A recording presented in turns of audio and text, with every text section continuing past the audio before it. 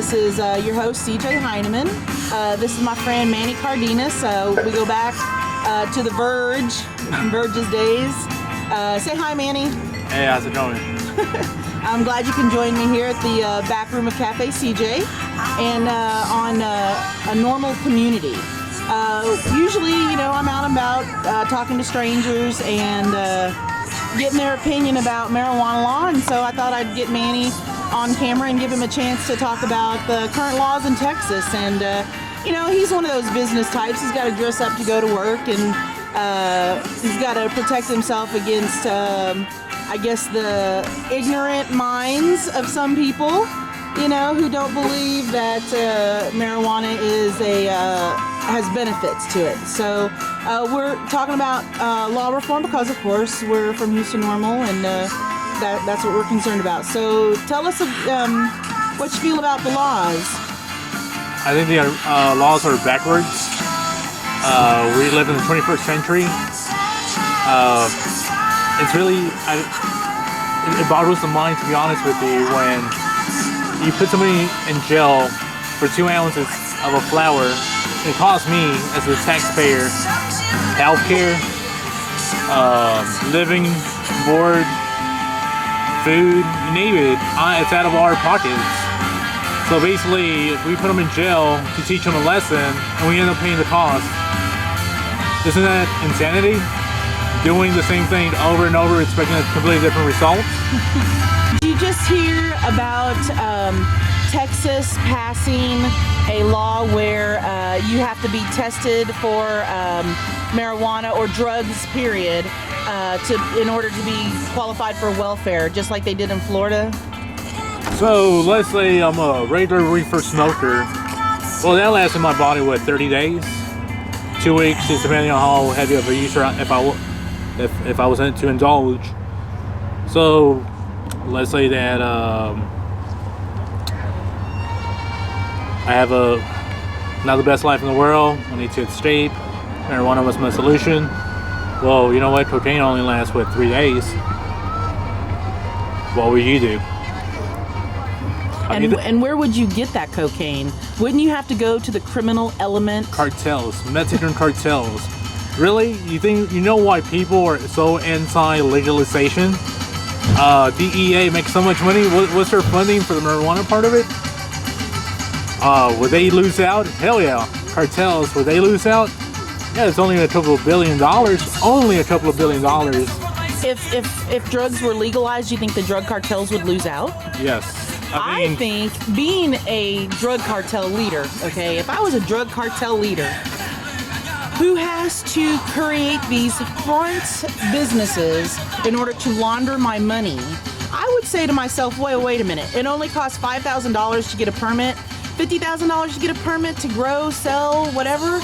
Even if it costs me $5 million a year, I'm a drug guy. I've got that kind of money. Wouldn't I just legitimize my business if it was legal?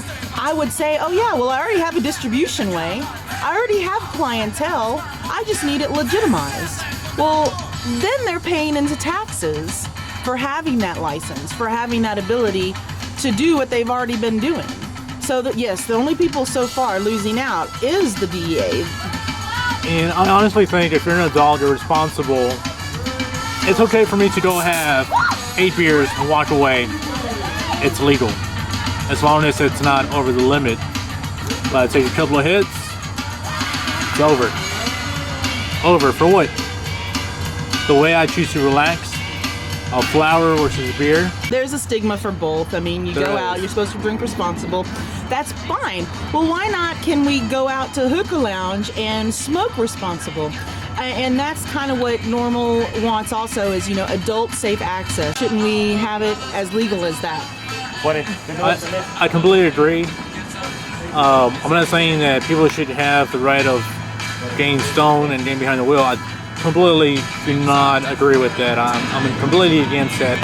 Just like somebody behind the wheel with a beer. I completely don't agree with that. I think that it should be taken into account, enforced in the same way that drunk driving laws are. If you get caught drunk off your ass, you go to jail. There's no straight answer, just like drunk driving laws are not perfect. There's always going to be the both sides of the aisle, and I think there should be a compromise. But when it comes down to, if we can take out the violence, make some money off it, pay off some debts, and basically keep honest, hardworking people that want to not have a drink and want to take a couple of puffs to relax after work, I completely agree with that. This law has been in place for what, 80 years now? By greed. So by the time we see this, maybe in 10 years, maybe China. Well, there's already states that have evidence that their crime is lower, their teenage substance abuse is lower. That's crazy. That's those progressive facts. All right, so we had to take a break to get our car keys because this place is closing up. And see, unlike the back room, a CJ Cafe, which is 24/7, but. And just a couple of words I wanted to leave y'all with. In 30 years, we're gonna look back on this and think of us being backwards. Like, you know, 30 years ago, it was illegal for a black woman and a white man to be together. My God, what would happen? Nowadays, we're debating, should two dudes get married?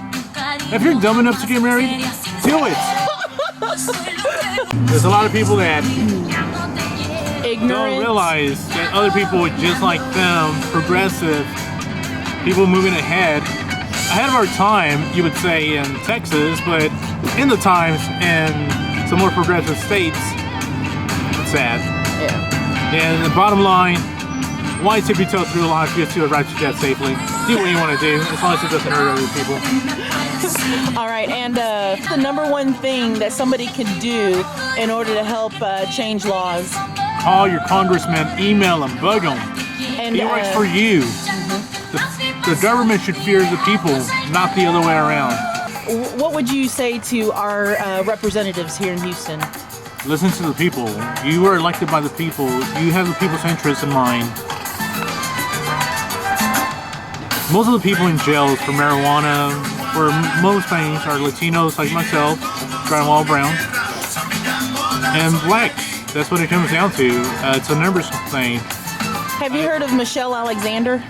No, it doesn't sound familiar. She wrote a book called The New Jim Crow, Incarceration in the Age of Colorblindness. And she talks about how the government does target 30 and under minorities, specifically to make sure that they don't have voting rights.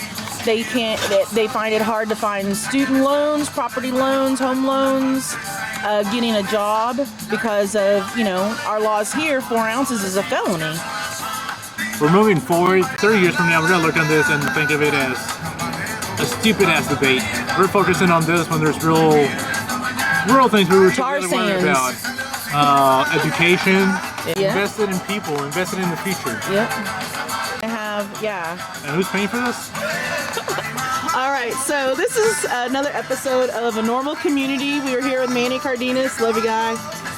Thank you for joining us at the back room of Cafe CJ, and we are getting kicked out, so gonna close this session off. Y'all have a good night. Bye, y'all.